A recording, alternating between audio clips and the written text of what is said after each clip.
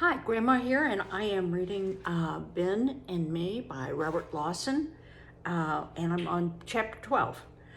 If you recall, in the last chapter, Amos has met up with a white mouse named Sophia, and her children are being held in the Palace of Versailles, underneath underneath the throne of the king and queen.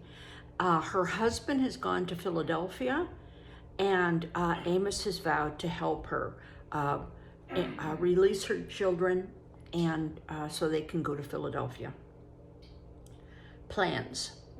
Although I'd spoken so boldly to Sophia, the task that I had set myself seemed, on reflection, well nigh an impossible one.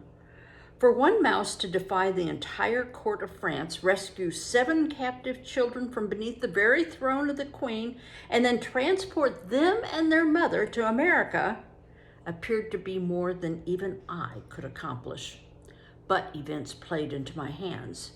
Suddenly, we received the glad news: Lord Cornwallis' surrender. George Washington and our gallant army were victorious. The war was ended. The colonies were free. We celebrated that night, Ben and me, over cheese and ale, so thoroughly that, to tell the truth, I was rather indisposed the next day, and Ben had an attack of gout that lasted a week. Of course, I was all eagerness to leave for home at once. Our long residence among the French, whose foreign ways I always did detest, and the separation from my family had proved very trying. I also thirsted to fulfill my pledge to Sophia, now that my duty to George Washington was done. But Ben showed no inclination to depart. He was having such a good time, being admired, dining out, showing off at the court, that I could not get him even to consider our return to America. Every time I brought up the subject, he put me off with one excuse or another, usually accompanied by a maxim. He was really very irritating. But when the King and Queen of France announced that a great ball would be given in honor of the 4th of July, he became positively unbearable. He fluttered about from one tailor to another as excitedly as a young belle preparing her trousseau. The house became infested with hairdressers and shirt makers. He even had his nails manicured. This was really alarming.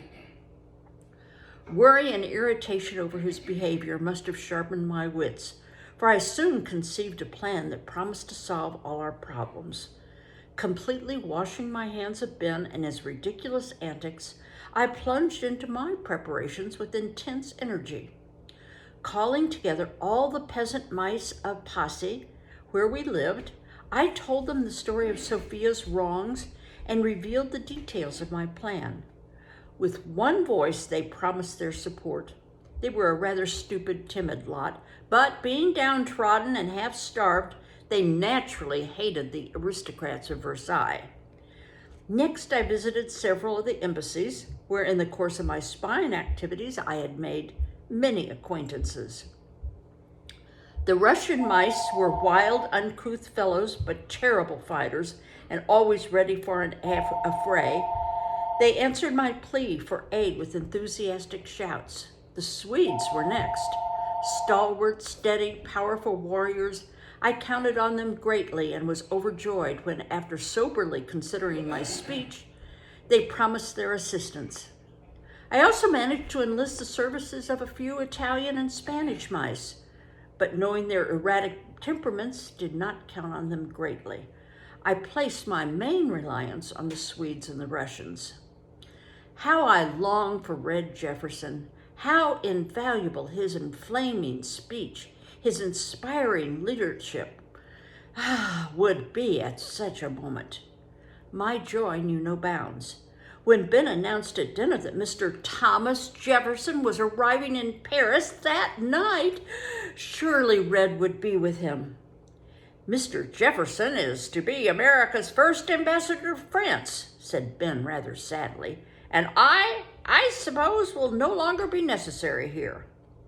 "I've been telling you that for several months," I replied. "Perhaps Mr. Jefferson can convince you of it." "Never mind, Ben," I went on, for he looked pretty hurt. Think of the 4th of July ball. You will be the center of attention there, certainly. He cheered up then and resumed his foppish preparations, leaving me free to continue my own arrangements. We have a picture of him looking all foppish. Foppish meaning he is being overly attentive to his looks and making sure that he looks good. His hair is curled. He may even have a little bit of makeup on. Surely enough, Red arrived that night with Mr. Jefferson.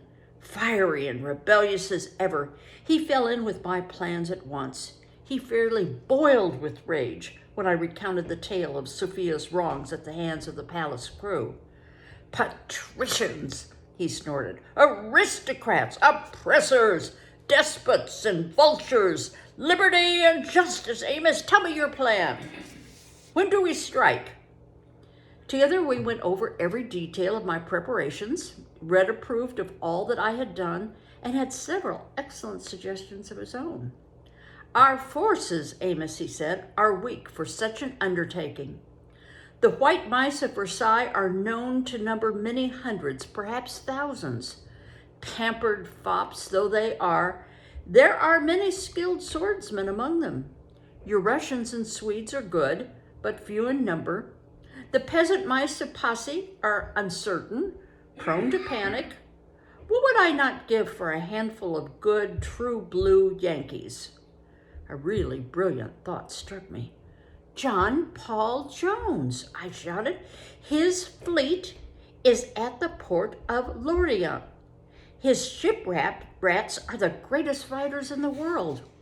One of his lieutenants is in Paris now and returns to Lorient tonight. I shall send a plea for assistance in his cocked hat. They will not fail us. Oh, splendid, Amos, exclaimed Red. Splendid! I also have a thought. The downtrodden slum mice and sewer rats of Paris are ripe for rebellion. Starved and oppressed, they have long chafed under the tyranny of those mincing patricians. All that they lack is a leader. I will be their leader. Liberty forever. His red fur bristling with energy, he dashed off into the night, while I busied myself with the message to the shipwrats of John Paul Jones. Ben came in before I'd finished and began to preen himself before the mirror.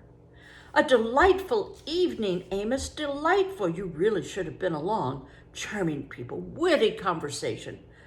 By Dr. Franklin, I suppose, said I. Oh, my new waistcoat was greatly admired, he went on. Oh, don't bother me, I snapped testily. I have no time for mincing popinjays. I'm busy.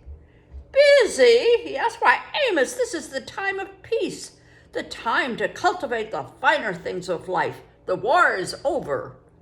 That's what you think, I said. Good night and horrid nightmares. 13 is called the Battle of Versailles, and we see the army of mice and rats all ready with their forks and knives. July 4th arrived and found my preparations complete. Red Jefferson came to report late in the morning.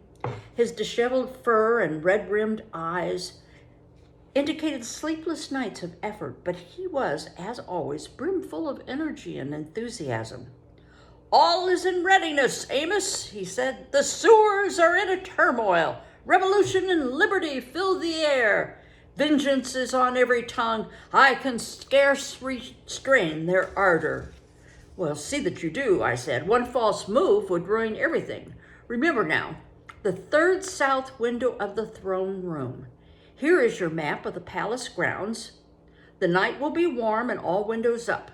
The signal is up and at 'em. And not a move or second before that signal. I'm depending on you. Red glanced grimly at the cudgel with which he had armed himself. I had a winter at Valley Forge under von Steuben, he said. I know something of discipline. Trust me, Amos. Liberty and justice forever. He was off again, and I thanked the Providence that had sent me this dynamic lieutenant. In the afternoon, I visited Sophia for last-minute instructions. Although trembling slightly with excitement, she retained the poise of the true aristocrat. The Russians and Swedes will report to you, I told her. They are the most dependable. I myself shall take charge of the posse peasants who require a firm hand. How about the headdress? A splendid one for our purpose, Monsieur Amos. Would you care to see it? Peering through a curtain, we could see 3 hairdressers and 2 maids arranging Madame Bridion's headdress for the ball. I had seen many elaborate hair arrangements at the court, but this far exceeded anything I had ever beheld. The powdered curls, rising to a height of 4 feet above the head, were arranged to represent the waves of the ocean. Surrounding these was a full-rigged ship with an American flag at the masthead. Long red, white, and blue ribbons inscribed liberty and justice flew from the bowsprit. Just below the ship was a colored wax medallion of Ben, upheld by pink cupids and decorated with some silly sentiment. Perfect, I said. The ship will hold all the Swedes. They are great sailors and will feel at home there. The Russians you will have to take inside, unfortunately. They are a bit uncouth. This is not a moment to worry about daintiness, she replied calmly. And oh, I'm so happy to see this. We have a picture of Madame Brillon's hair. Of course, most of that hair is really fake, but that's quite a, I especially like the picture of Ben in the middle with his fur cap on. You are splendid, madam, I exclaimed. Courage up and rest in Amos. Remember the signal, up and at 'em. Not a signal, sound, or a movement before then. Fear not, or all will be well. Bless you, monsieur, she said bravely. Liberty and justice. The peasant mice reported to me early in the evening. They were rather a motley crew, armed with scythes, clubs, and other crude weapons. I had drilled them as well as possible, but had no great confidence in their steadiness. I did try to impress on them the need for absolute obedience and silence. Ben, of course, was in a twitter of excitement over his new clothes. This was fortunate, for I was able to stow all my awkward band aboard him without attracting his attention. As a matter of fact, in his state of excitement, a swarm of bees could have traveled in his cap, and he never would have noticed. 12 of us occupied the fur cap, I being stationed at the peephole in front. The rest I secreted in various pockets. One clever little fellow clung to Ben's watch fob, where he gave the appearance of being a charm or ornament of some sort. Once we were safely started for the ball, I gave a sigh of relief. All seemed to be going well. True, there was no word from the shipwrats of John Paul Jones, but I had done all I could. We must do our best without them. The Palace of Versailles was a scene of the greatest gaiety. Lights were everywhere, fireworks filled the sky, orchestras played. The great halls were crowded with guests, all come to honor the United States and Ben. The lights, the opulent costumes, the sounds and splendors of the court brought a great chattering from my country-bred cohort, which I sternly suppressed. We paused briefly at the entrance to the throne room while a path was cleared for Ben, and I had a moment to glance around. Among the throng, I spotted Madame Brillion, where, from the slightly quivering of her towering headdress, I knew that Sophia's contingent was present. A glimpse of Red's flaming hat on the third south window still reassured me that he and his mob were faithful. Ben, of course, was the center of all attention. Every eye was upon him as we advanced slowly up the length of the great hall. As we approached the magnificent throne where the king and queen sat, I nudged the leader of my peasants. Ready, I muttered. I could feel Ben trembling with excitement as he halted to make his bow.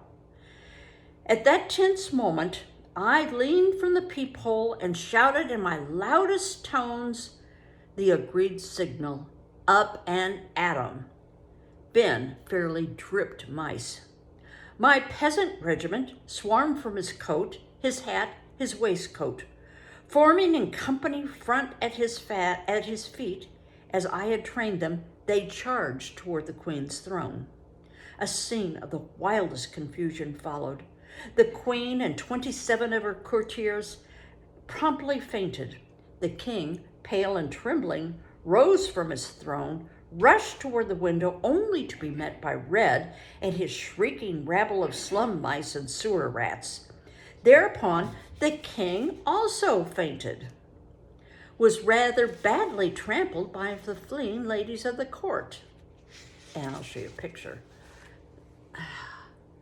So we see Ben standing there and everybody in the ballroom running away. And we have a picture of, I think, Red and his group of rebels, sewer rats and slum mice, all ready to fight.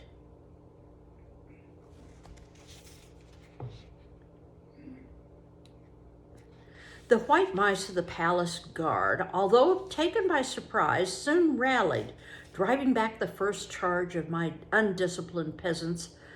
But now the Swedes and Russians joined the fray, and the battle raged fiercely about the ankles of the Queen. Alas, the Reds' faith in the proletariat. At the first sighting of the lavish refreshments spread out in the adjoining rooms, his fickle revolutionists dropped their weapons and rushed for the food. Screaming with rage and disappointment, Red dashed into the fray. His flashing cudgel and flaming fur were always in the thickest of the fighting.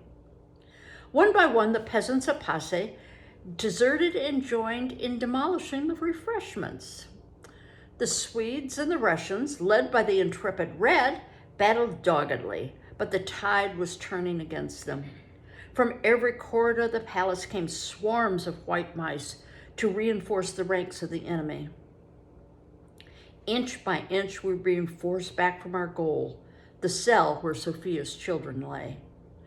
Amid the confusion of the conflict, I was suddenly aware of a clear, thin, piping sound. Could it be? Surely it was. Through the hot summer air came the shrill scream of a fife, and the tune was Yankee Doodle. You know, Yankee Doodle went to town riding on a pony. That's kind of the way it is. Grandpa doesn't agree. Through the window they came piling, the sailor rats of John Paul Jones. 50 fighting Yankees, Lafayette, we are here. Flashing cutlasses, flailing handspikes drove through the throng. The white mice fled like snowflakes before the wind. In no time, the cage was captured, the door demolished, and Sophia's children brought forth free mice. A grizzled old bosun pulled his forelock. "Captain Jones, compliments," he said. "Any further orders?" Red appeared, dripping sweat and blood, eyes flashing. "Orders!" he shouted. "Orders! Yes, by heaven!" He pointed to the refreshment room. "That rabble, that scum, clear them out!" "Aye, aye, sir," said the bosun. The cutlasses flashed and the deserters fled, shrieking before them. "It's yours, boys," said Red. "Help yourselves." And then to me, "I'm done, Amos," and slumped on the floor. Madame Brilliant had fainted out of politeness to the Queen.